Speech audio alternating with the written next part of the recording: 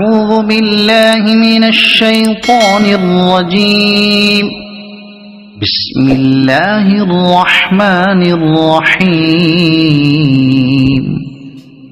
لم يكن الذين كفروا من أهل الكتاب والمشركين منفكين حتى تأتيهم البينة، رسول من الله يتلو صحفا مطهرة فيها كتب قيمة.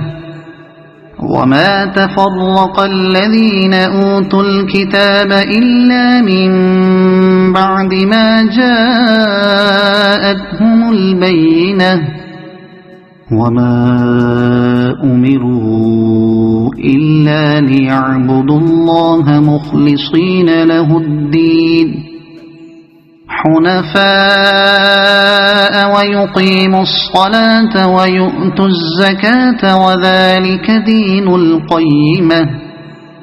إن الذين كفروا من أهل الكتاب والمشركين في نار جهنم خالدين فيها، أولئك هم شر البرية. إن الذين آمنوا وعملوا الصالحات أولئك هم خير البرية، جزاؤهم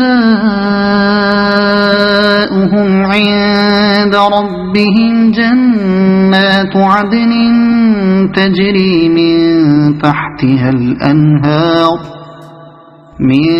تحتها الأنهار خالدين فيها أبدا، رضي الله عنهم ورضوا عنه، ذلك لمن خشي ربه. صدق الله العظيم.